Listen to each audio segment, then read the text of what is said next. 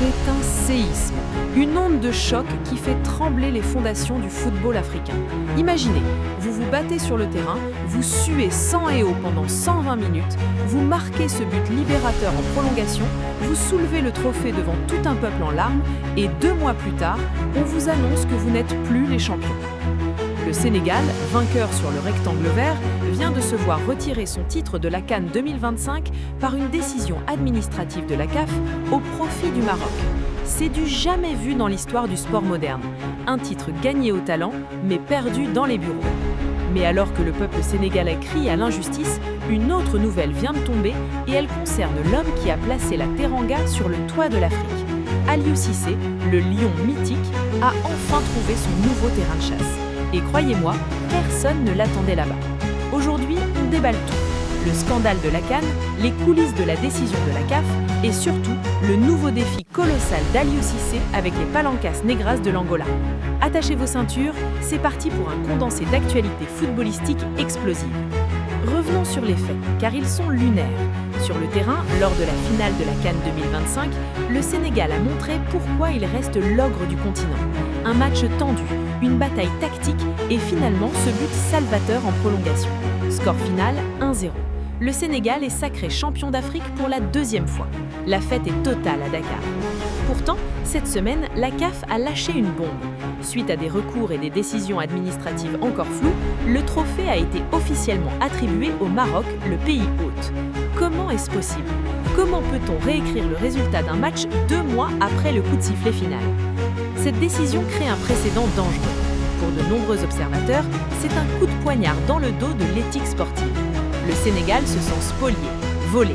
On parle d'irrégularité administrative, de règlements obscurs, mais la réalité est là.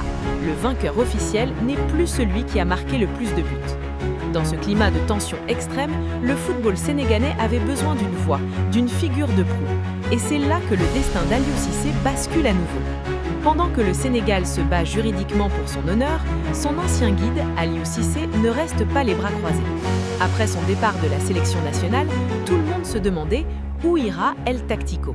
Est-ce qu'il va prendre une année sabbatique? Est-ce qu'il va rejoindre un club européen?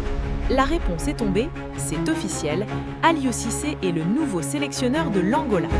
C'est un coup de maître de la part de la Fédération angolaise de football. Ils n'ont pas simplement recruté un entraîneur, ils ont recruté un gagnant, un homme qui sait ce que signifie soulever la coupe. Cissé succède au Français Patrice Baumel avec une mission claire, faire entrer l'Angola dans la cour des grands. Parlons chiffres et durée. Aliou Cissé n'est pas venu pour faire de la figuration. Il a signé un contrat de 4 ans. C'est un signe de confiance immense. La fédération angolaise lui donne les clés du camion pour un cycle complet. Pourquoi l'Angola? C'est une nation émergente. On les a vus progresser énormément ces dernières années, avec des joueurs talentueux évoluant en Europe et dans les meilleurs clubs africains. Mais il leur manquait ce supplément d'âme, cette rigueur tactique et cette expérience des grands rendez-vous. Cissé apporte avec lui son aura de vainqueur de la CAN 2022. Il apporte cette culture de la gagne qu'il a instaurée au Sénégal pendant près d'une décennie. Pour l'Angola, c'est le signal envoyé au reste de l'Afrique. Nous ne sommes plus là pour participer, nous sommes là pour gagner. Quelles sont les attentes pour Aliou Cissé chez les Palancas Negras? Elles sont doubles et extrêmement ambitieuses. La prochaine CAN, Cissé doit transformer l'Angola en un prétendant sérieux au dernier carré. Il connaît les rouages de la compétition mieux que quiconque. Son expérience des phases de groupe et des matchs à élimination directe sera son meilleur atout. La Coupe du Monde 2030, c'est le grand objectif.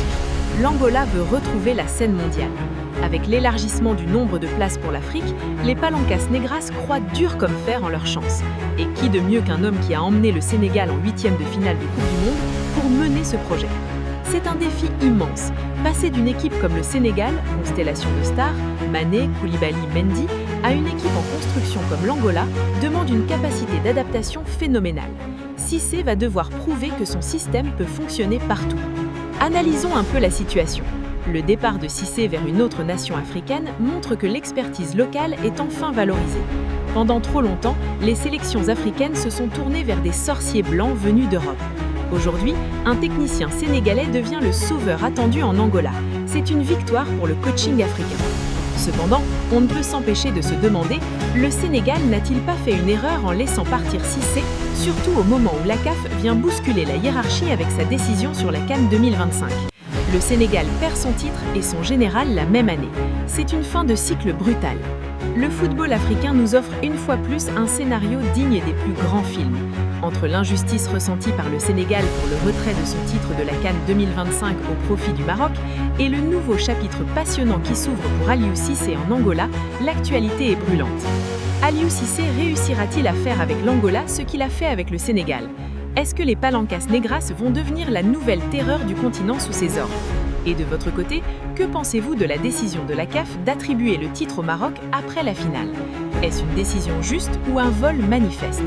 Dites-le moi dans les commentaires, je veux voir vos avis, ça va chauffer. N'oubliez pas de lâcher un énorme pouce bleu si vous avez aimé cette analyse, abonnez-vous et activez la cloche pour ne rien rater des prochaines bombes sur le foot africain. On se retrouve très vite. C'était Football Vision Goal, prenez soin de vous et vive le foot!